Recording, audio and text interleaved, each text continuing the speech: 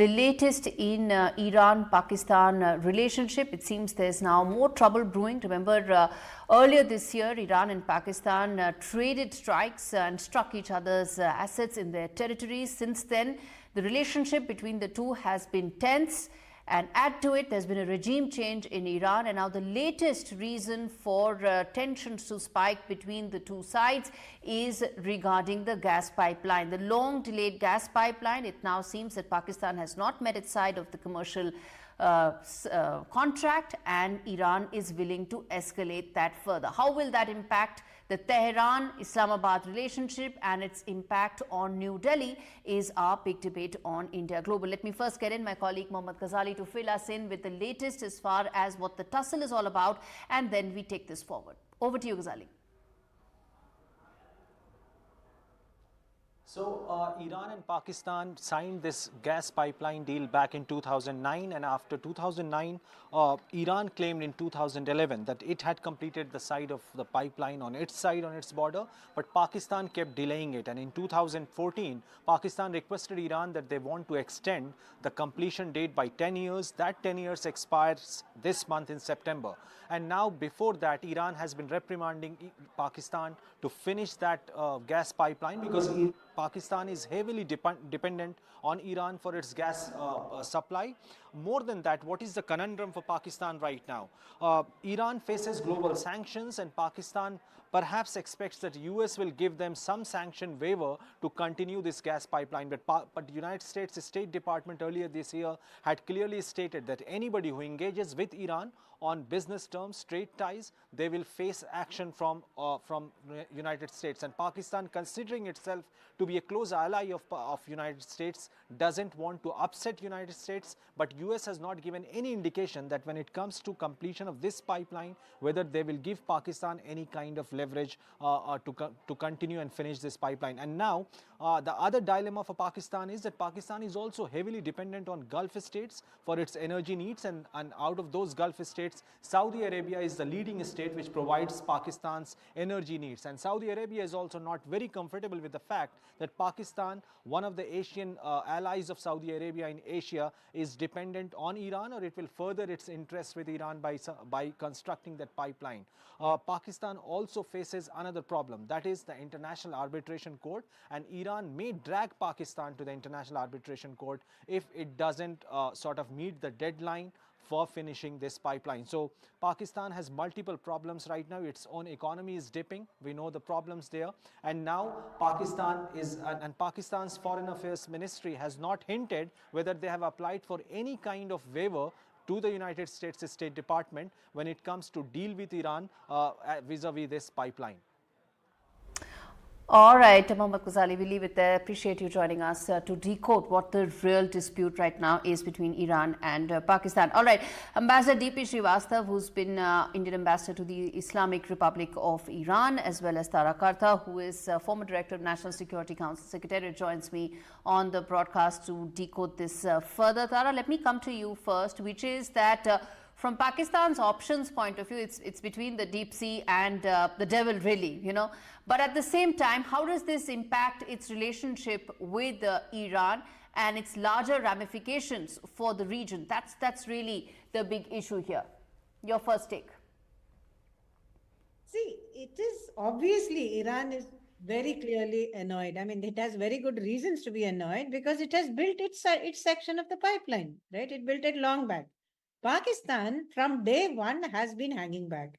And the reasons for that are plenty. In fact, most of us, you remember it was initially supposed to be an Iran, Pakistan, India pipeline. And we knew that was never going to happen, right? Though the pricing was terrible, the fact that the Saudis would get very annoyed was clear. So Pakistan, for various reasons, right from the beginning, was very hesitant about this whole thing. Then came the sanctions. Then comes the fact that, you know, they are. But the point here is they never asked the US for a waiver. To date, as far as I'm aware, which is from what the spokesman said in March, he said they have never asked us for a waiver.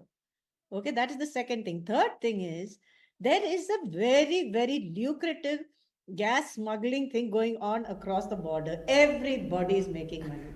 And that includes officials from the border guarding forces. It includes almost everybody. So on the Iran is ground. basically going to call out Pakistan's bluff, right? And how does that impact the relationship? That's the point. It now needs to be ready to face the music. Yes, it has, because Iran has got an open and shut case.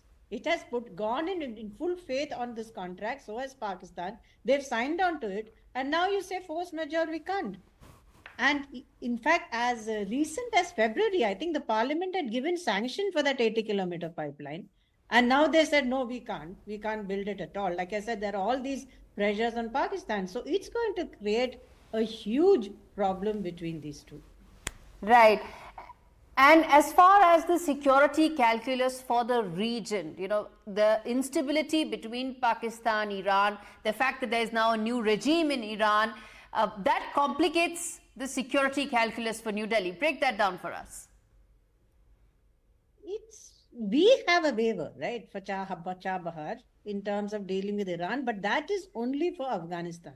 In terms of getting... No, I'm not talking about the waiver. I'm talking about the fact that an Islamabad-Tehran relationship reaching another low after what happened earlier in January impacts the entire region, creates more instability in the region. Well, that area was always unstable. I mean, the Jaish-ul-Adl has been operating from Pakistan for years.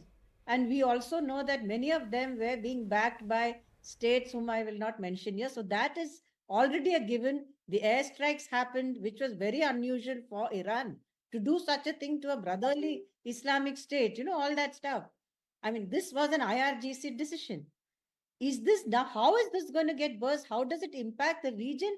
I don't see it going into some kind of a war-like situation, but I would imagine that the non-state assets would be further, used, because Pakistan accuses Iran of sheltering Baloch. You just had that huge, massive Baloch protests.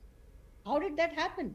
It's obviously these are operating from Iranian soil. So all that we can expect that will go up, because Iran is has a lot going on this deal.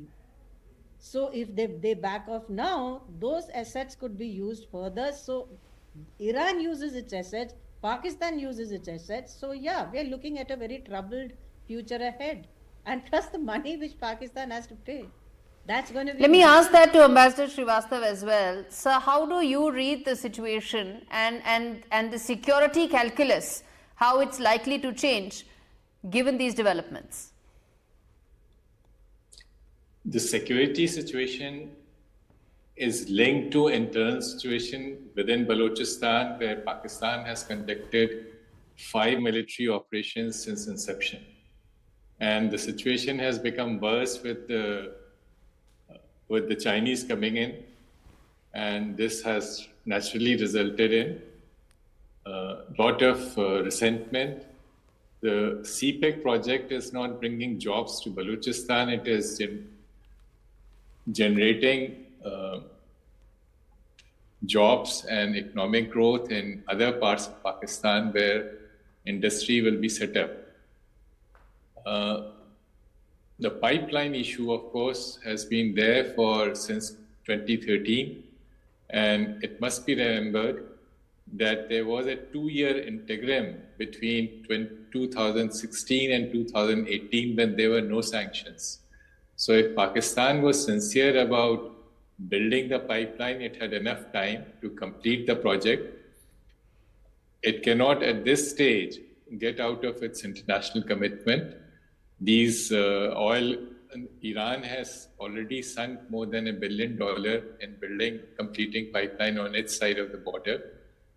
And naturally, they would expect that Pakistan keeps to its international commitment. Right. And the fact that Iran is set to take Pakistan to court because it is not fulfilling its side of these commercial contractual obligations, how do you read that impacting the relationship between the two? Do you see that souring significantly and its larger ramifications?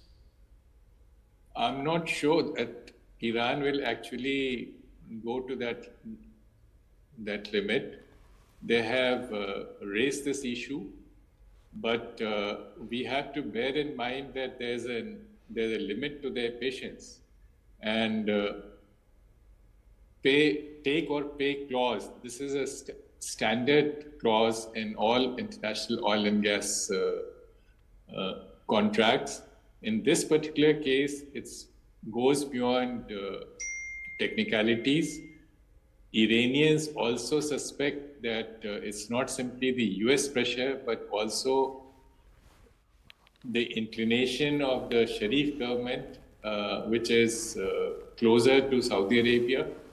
And this probably is the reason why Pakistan did not go forward with the project even during the 2-year interregnum when there were no US sanctions.